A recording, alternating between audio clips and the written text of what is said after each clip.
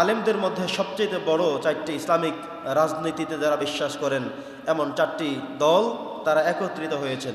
বাংলাদেশ জামাত ইসলামী, হেফাজত, খেলাফত এবং চরমনাই বিভিন্ন টেলিভিশনে বিবৃত হয়েছে, পত্রিকায় এসেছে। এতদিন পর্যন্ত আমাদের মধ্যে কিছু মানুষ এই কথা বলেছিল যে হুজুররা এক না হইতে আমরা এক হব না। এটা হলো একটা ফাইজলামি কথা।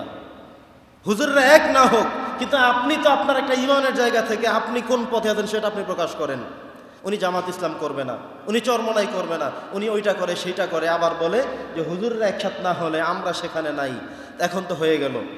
ওলামায়ে কেরামদের মধ্যে সবচেয়ে বড় চারটি গ্রুপ যেটি বাংলাদেশের রাজনীতিতে তারা আস্থা রাখতে চান, রাজনীতিতে তারা বিশ্বাস করেন, রাজনীতির ময়দানে মাঠে কাজ করে থাকেন, এমন চারটি গ্রুপ হেফাজত, খেলাফত, চরমনাই এবং জামাত ইসলাম, চারটি একত্রিত হয়ে তারা ঐক্যবদ্ধ ঘোষণা করেছে।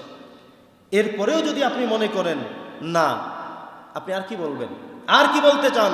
এখন আপনার পালা হলো, আপনার প্রতি আমাদের দেখার পালা হলো, আপনি কি আলেমদেরকে আসলেই ভালোবাসেন নাকি আপনি অন্য কিছু বলতে চান?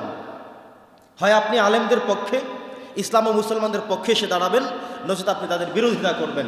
এখন রাস্তা দুইটা, ওপেন রাস্তা দুইটা। আপনি কোন দলে যাবেন, কোন পথে যাবেন, কি বলবেন, এখন আপনার কাছে স্পষ্ট করতে হবে আপনাকে।